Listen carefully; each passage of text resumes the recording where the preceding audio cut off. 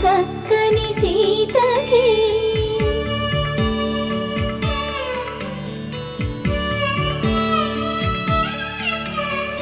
ఎర్ర జాబిలి చేయి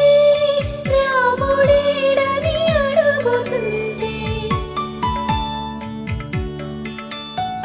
చూడలేదని పెదవి చెప్పలేమని కనులు చెప్పే నల్ల పూసై